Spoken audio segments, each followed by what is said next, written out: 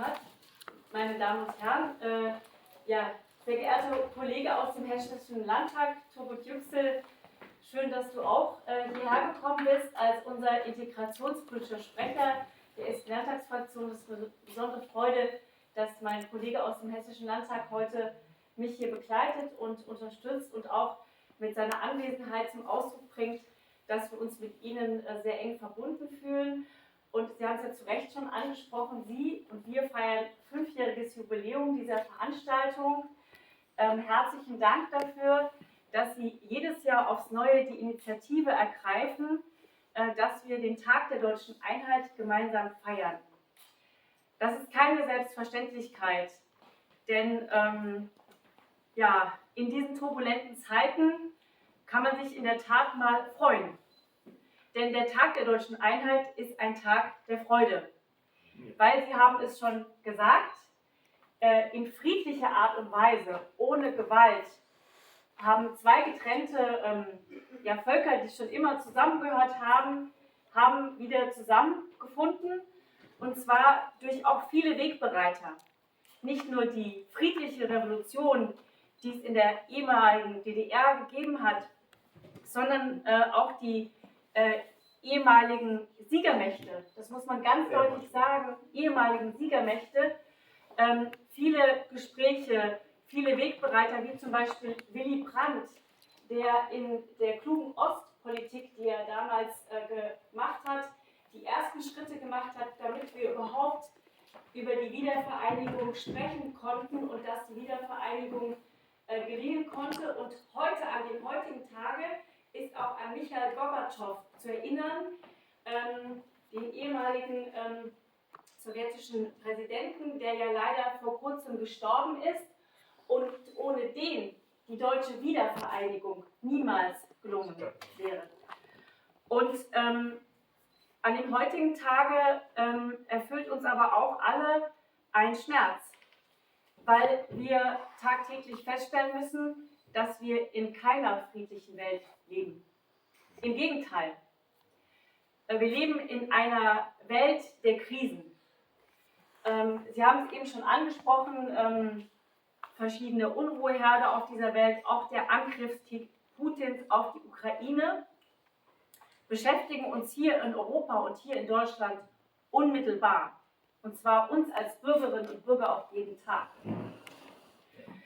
Und wir wissen im Moment nicht, wie dieser Konflikt, dieser Krieg weitergeht.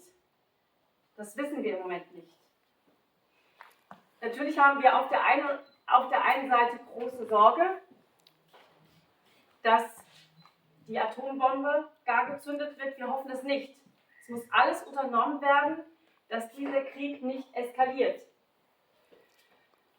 Und auf der anderen Seite ist es auch schmerzlich zu sehen, dass die Erfolge, die wir als Deutsche auch in der Ostpolitik ja hatten, mit der Annäherung an den Osten, dass das jetzt sozusagen dass man denkt, es liegt alles in Scherben vor uns.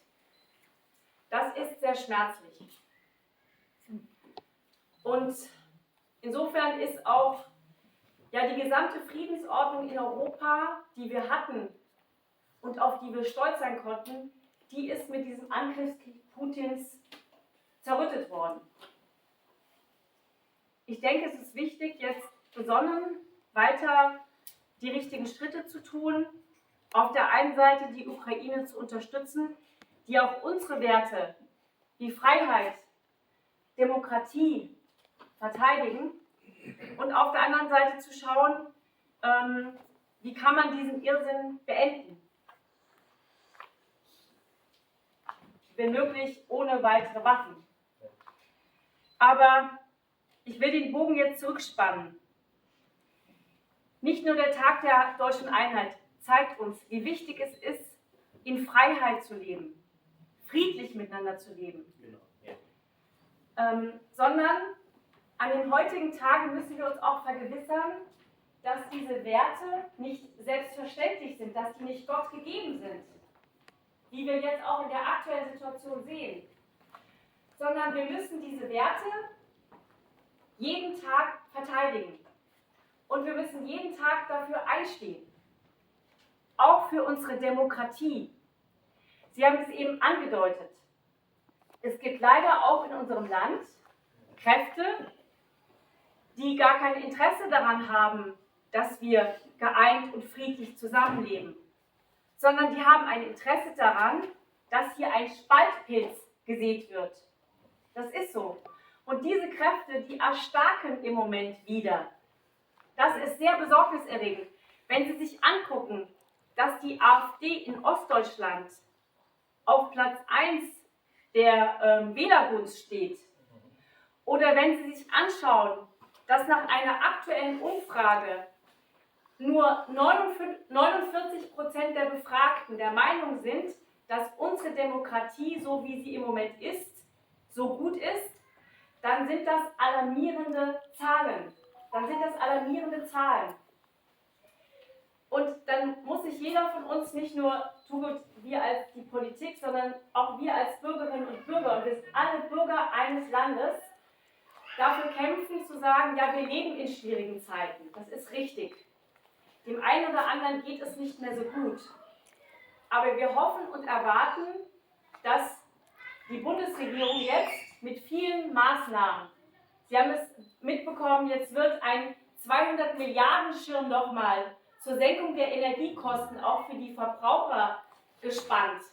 Also Milliardenpakete werden vom Staat geschnürt, damit geholfen wird, den Bürgern, die es brauchen, den Unternehmen.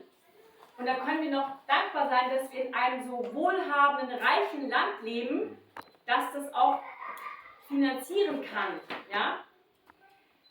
Aber dazu gehört auch, dass wir den Kräften, die jetzt daraus sozusagen ihre Saat sehen wollen, dass wir denen Einhalt bieten, und zwar alle.